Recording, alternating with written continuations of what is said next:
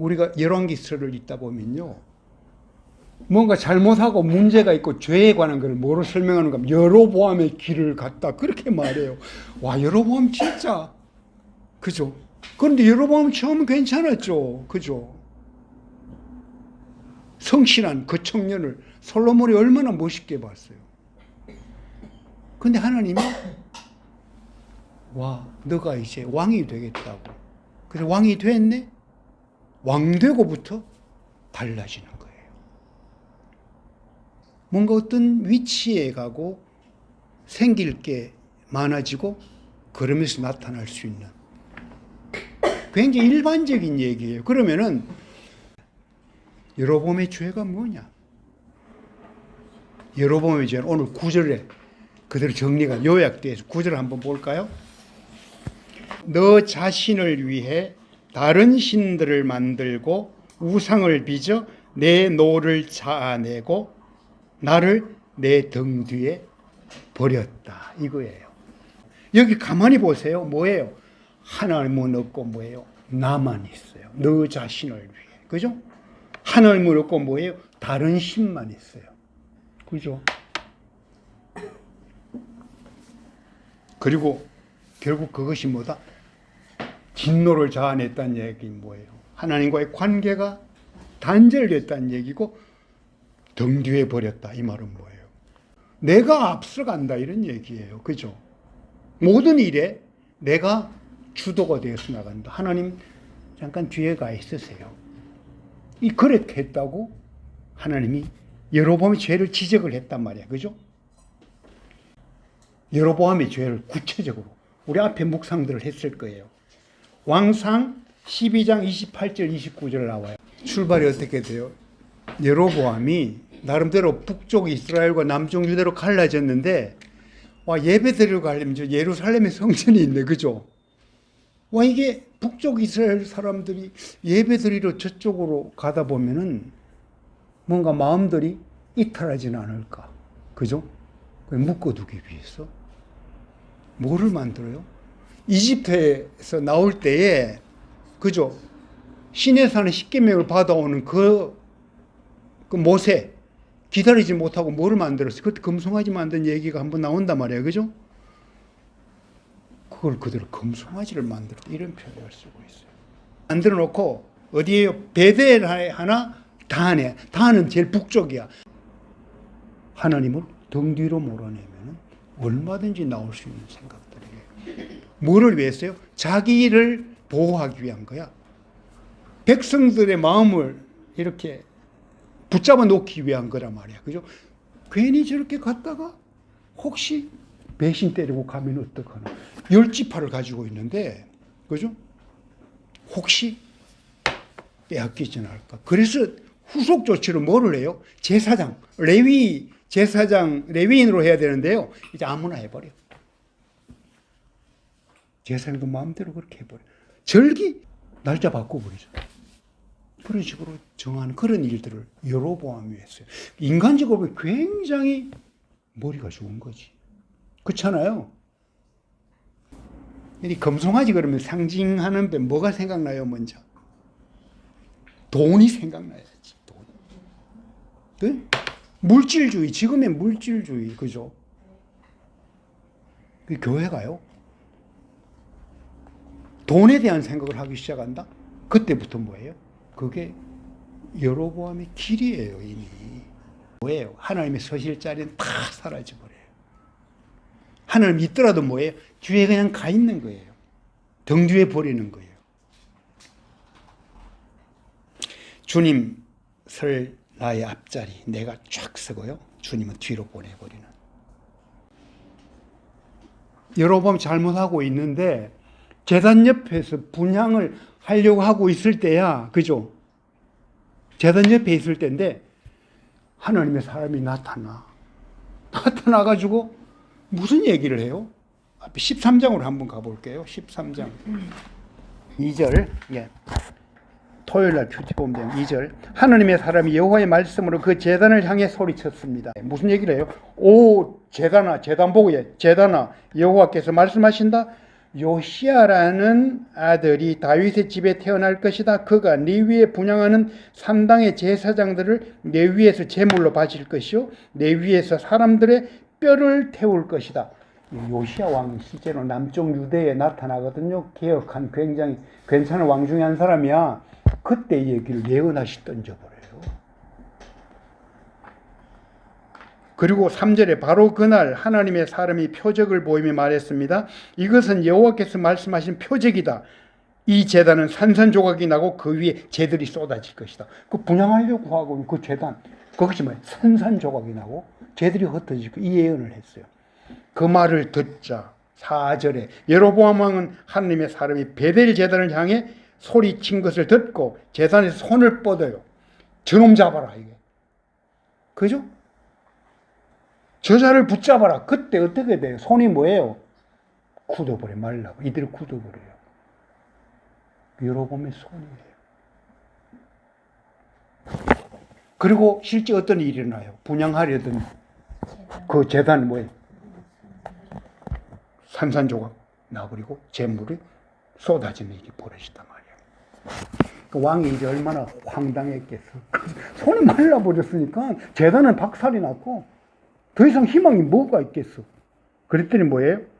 하나님 여호와께 은총을 빌어서 내 손이 되돌아오도록 나를 위해 중보기도 해주시오. 부탁을 사정하는 거예요. 여기 중요한 게요. 당신의 하나님 여호와여 이때부터 내 하나님 여호와가 아니야. 여로보암에게는. 그죠? 하나님이 그래도 자기를 왕까지 만들어주고 10개 지파 쪼개주겠다고 하고 뭔가 찬란한 약속까지 해준대. 이제는 뭐예요? 당신의 하나님 여호와가 바뀌어요. 그랬더니 뭐예요? 하나님의 사람이 여호와께 간구하고 손이 돌아와서 이전처럼 됐다. 그게 13장의 얘기야. 그게 여로보암의 손이에요. 제가 한 1995년 전후쯤에 제가 홍콩에 살고 있을 때인데 그 당시 중국에요. 굉장히 부흥의 물결이 일어나고 있을 때 나름대로. 중국도요. 여러 개 성이 있잖아. 그 성들 중에요. 진짜 부흥이 잘 되는 성들이 있었어. 대표적인 성이 뭐 하남성이에요.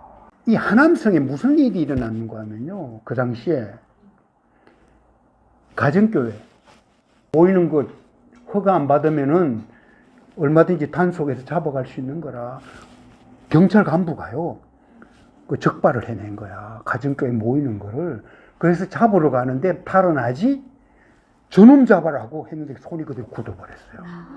진짜요? 완전 오늘 본문에 이렇게 그대로 일어났어요.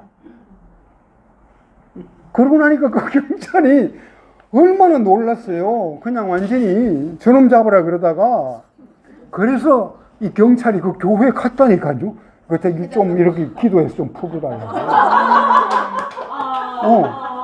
그 실제로 굳은 손이 풀렸고요. 그 간부가 신자가 돼 하나님을 믿게 됐어요. 그 경찰이 하나님을 믿게 됐다고요. 자 보세요. 내가 이 얘기를 하는 건 뭔가 하면은 손이 굳었다가 마르고 다시 이제 원상으로 돌아오고 기적을 봤잖아. 그럼 전혀 생판 그렇게 핍박하던 자가 하나님을 믿는단 말이야. 여로보암은 어떻게 됐어요? 기회가 있는데도요 안 하잖아요. 자 그러면 그게 이제 여로보암의 손이야. 나도 잘못할 수도 있고 그거 할 수도 하나님을 핍박할 수도 있고 내 손이 진짜 못되게 할 수도 있어요. 그러다 내 손이 그냥 하나님이 징계를 받을 수도 있어요. 그럼 거기에서 다시 하나님 내가 잘못해서 돌아오면 되는데 그죠? 그래도 안 돌아오는 것. 그게 뭐예요? 여로보암의 길이에요. 기원전 722년에 아수르에서 망해버려. 그죠? 그리고 끔찍한 일을 당하지. 이 아수르 남자들이 그죠? 북쪽 이스라엘 여자들을 말 그대로 혼혈 정책을 써서 민족을 지배하는 쪽으로 바뀌어요. 그렇죠? 그런 여로보암이 죄로 가득 차 멸망했던 북이스라엘. 근데 이상하게도요. 예수님은요. 북이스라엘에 굉장히 큰 관심을 가졌어요. 그 생각 안 해보셨어요?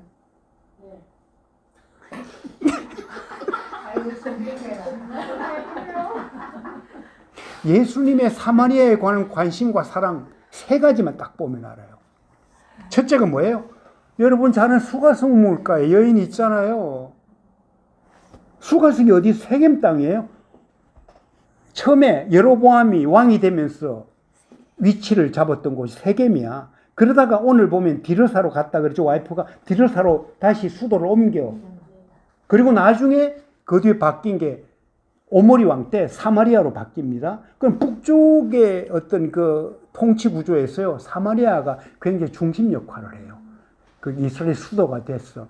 그 세겜이 결국은 그 사마리아 그 땅에 최초의 수도였단 말이야. 이거 수가성이야. 수가성이 거기에 있단 말이야. 그죠? 우물가의 여인. 다른 유대인들은 뭐야? 안 찾아가지. 아수르의 피가 흐르고 있는 사람들하고 더 이상 안 논다. 이래 된 거야. 그죠? 근데 예수님은 뭐예요? 바로 그 자리로 들어가죠. 찾아가죠. 근데 그 정도만 아니고요. 찾아가서 무슨 얘기를 해요? 진짜 이 얘기 해주고 싶었던 것 같아요. 예수님이 수가성 우물가 여인을 만난 것, 이게 뭔가 하면 오늘 여로보암의 죄를 해석하는 굉장히 중요한 어떤 그런 연관성이 있어요. 중요한 관심사가 뭐예요? 예배야. 보니까 유대인이거든. 당신은 예루살렘에서 예배를 드리죠? 예루살렘 성전이야. 우리는 그리심산에서 예배를 드립니다. 그죠? 어디에서 예배 드리는 게 맞느냐? 이제 이런 질문을 던지기 시작하는 거예요. 그때 예수님이 뭐라 그래요? 이 산에서도 말고 저 산도 아니고 창소 개념이 아니다. 예배하는 자는 뭐예요? 신령과 진정으로 예배할 때가 온다. 곧 이때라. 이런 얘기를 하죠. 장소 개념은 깼죠. 자, 여로보암이 말이죠. 나름대로 하나 의미가 있었던 거예요. 장소 개념 깬 것. 꼭 예루살렘만 있어야 되냐? 장소 개념 깬 것까지는 그건 괜찮아. 그런데 예수님이 그것을 이야기한 거예요. 장소가 아니다. 덧붙인 얘기가 뭐예요? 신령과 진정으로 예배하는 것이에요. 여로보암은 뭘 했어요? 장소 깨는 것까지는 좋아하는데요. 그 자리를 뭐예요? 다른 우상으로 채워버렸죠. 그걸 지적한 거다. 이런 얘기죠. 수가성 우물가 여인 찾아간 예수님. 저는 이거 보면요.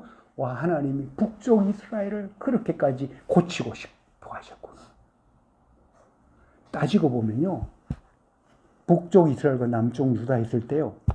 예수님 못 박은 사람들 누구예요? 북쪽 이스라엘 사람들 아니지. 남쪽 유다잖아요. 그렇죠? 예수님 끝까지요. 북쪽 이스라엘에 대한 애착을 버리지 않았어요. 두 번째 얘기가 뭐예요? 저는 이거 생각하면요. 와, 착한 사마리아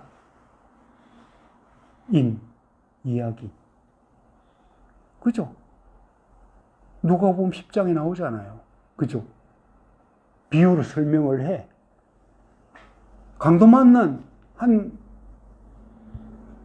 사람이 거의 죽을 지경에 이르렀어. 뭐예요? 제사장 그냥 지나가지. 레위인 그냥 지나가지. 와, 예배드리기에 바빴는 모양이다. 나름대로 핑계는 있을 수 있어요. 누가 지나가요, 마지막으로? 사마리아인이 지나가요. 어떻게 해요? 고쳐준단 말이에요. 기름 발라준단 말이에요. 그죠? 그리고 여관으로 데려가서 돈 더 들면 내가 나중에 줄 테니까 좀 부탁한다. 사마리아인. 무슨 의미일까요? 예수님 생각이 철저하게요. 예배의 행위자, 제도 이런 것들이 만들어내는 게 아니고 하나님의 마음인데, 하나님께 합한 마음인데, 그죠? 그 사도 바울은 결론적으로 무슨 얘기를 해요? 너희 몸을 하나님이 기뻐하는 산제사로 드리라. 그게 사마리아의 손이에요. 이것이 뭐예요? 너희가 드릴 영적 예배다 표현하고 있죠? 영적 예배를 다른 번역으로 보면 합당한 예배다. 그 말 딱 쓰고 있어요. 예수님 자신의 사랑과 사역에 대해서 보여준 비유. 그것이 사마리아인의 비유입니다. 예수님이 그렇다. 그래서 하나님은 진짜 사마리아에 대한 그 북쪽 이스라엘이죠. 말 그대로 여로보암의 길을 갔던 진짜 비난받아 마땅하고 하나님을 대적했던 그런 무리들인데 맞는데 그래도 하나님은 뭐예요? 사랑한다 이런 얘기예요. 세 번째가 뭐예요? 여러분 잘 알잖아요. 사도행전 1장 8절 오직 성령이 너희에게 임하면은 뭐예요? 예루살렘과 온 유대와 사마리아와 땅끝까지 이르러 내 증인이 되리라 얘기했죠. 사마리아 구태 말 안 해도 될 텐데 하나님은 사마리아를 고치고 싶어요.